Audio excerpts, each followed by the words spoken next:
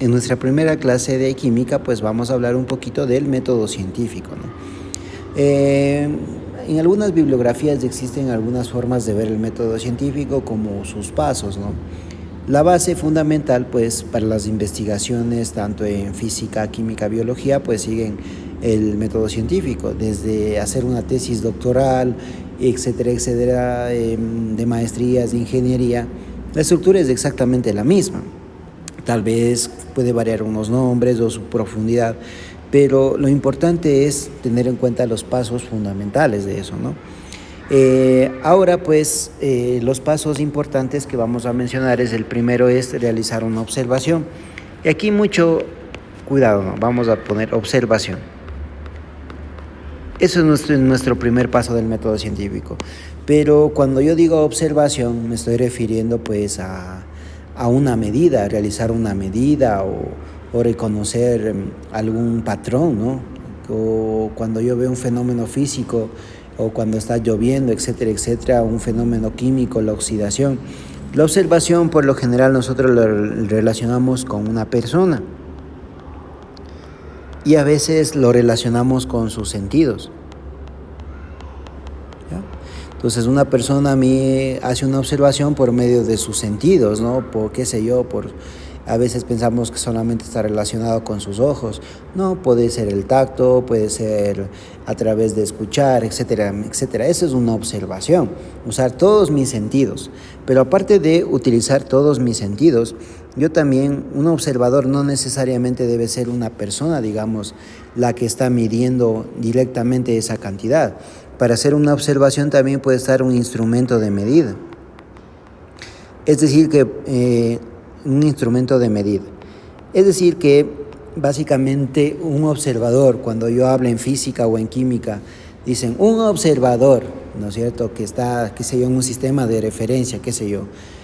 Ese observador puede ser un sensor de presión, puede ser un termómetro. Ese es el observador. Obviamente que la persona luego va a tomar la medida de eso, pero cuando decimos observador, pues puede ser un instrumento de medida, un termómetro, puede ser cualquier tipo de instrumento de medida, ¿no? Ese podría decir yo un observador. Un sensor de movimiento, pues me podría a mí permitir determinar o observar o, qué sé yo, darme la curiosidad de estudiar un fenómeno, ¿no? O de plantearme una pregunta y etcétera, ¿no? A partir de la observación, que puede ser por los sentidos, o tal vez de un aparato de medida, yo me puedo preguntar, hacer una pregunta, ¿no? Entonces, en esta pregunta, pues, aquí lo que yo busco es darle después una respuesta, ¿no?, a esa pregunta. De lo que observé, pues, pregunto, ¿no?, que serían preguntar el por qué, ¿no es cierto? ¿Por qué o cómo? ¿Cómo? ¿En qué medida? ¿Qué es lo más adecuado? ¿En qué medida?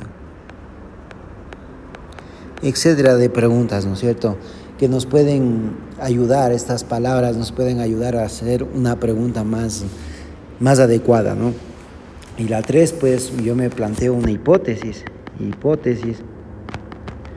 Y esa hipótesis, ¿qué es esa hipótesis? Si yo anteriormente me había hecho una pregunta, la respuesta, porque la pregunta puede tener algunas posibles respuestas, pero si yo elijo una de esas respuestas, esa es mi hipótesis. Es la respuesta a mi pregunta. Respuesta a mi pregunta. Claro, yo hago una pregunta y pues mi respuesta o mi posible respuesta a mi pregunta, esa es mi hipótesis. Ya, luego de que me planteo una hipótesis, tengo que comprobarla. En nuestro caso, a través de experimentos, ¿no? A través de experimentación. O tal vez, qué sé yo, en otro contexto podrían ser encuestas, etcétera, etcétera. Pero en nuestro contexto, a través de la experimentación, comprobando. Así comprobaríamos que básicamente eso sería la realización de un experimento. Y la quinta, pues, establecer nuestras conclusiones, las cuales pueden ser a favor de la hipótesis o en contra. Que si haces una investigación y tu investigación está a favor de la hipótesis, bien, pero si está en contra, pues no pasa nada. De hecho, una de las investigaciones o en el rango o en la investigación científica, cuando yo hago una investigación y no llego a ninguna, digamos, a la conclusión que yo puse en mi hipótesis, no es que esté mal la investigación. De hecho, pues demostré que ese no era el camino adecuado, y eso también es una contribución a la ciencia. Entonces, si yo digo algo y compruebo que es falso, pues esa falsedad es una contribución a la ciencia también, por supuesto. Muy bien, ese es como un panorama general del método científico, ¿no? Observación, hacer una pregunta, luego te planteas una hipótesis, que es la respuesta a esa pregunta, debemos comprobar esa hipótesis y pues luego nos planteamos nuestras conclusiones, ¿no?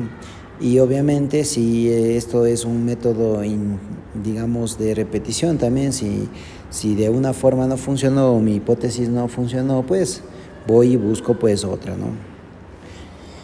Así sería hipótesis, ¿no? Aquí estaba hipótesis, ya. Muy bien, ahora sí, vamos a analizar, vamos a ver un pequeño experimento, ¿ya? Entonces vamos a ver cómo podríamos, en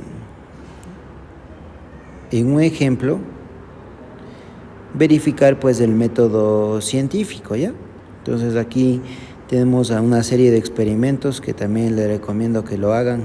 Estos jueguitos son muy divertidos y nos permiten también comprender algunas cosas de los fenómenos físicos y químicos, ¿no? Cualquiera de los dos. Entonces vamos por acá. Entonces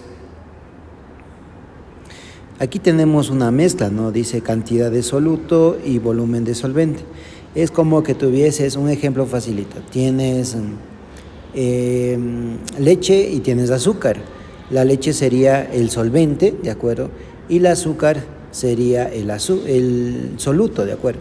Es básicamente lo que vas a mezclar, es una mezcla, ¿no? La mezcla que tú tienes sería tu leche y sería tu azúcar, algo parecido a esto, ¿no? Entonces veamos lo que pasa, ¿no? Imagínate que lo de la izquierda, la que dice cantidad de soluto es el azúcar, ¿ya? Entonces yo voy aumentando la cantidad de azúcar.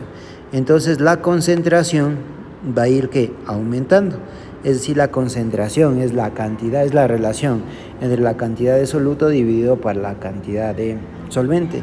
Es decir, que cada vez le vas endulzando más a tu azúcar, ¿ya? Hasta que llega un punto pues en el que ya no va a lograr disolverse más. Entonces mire lo que está pasando en la barra.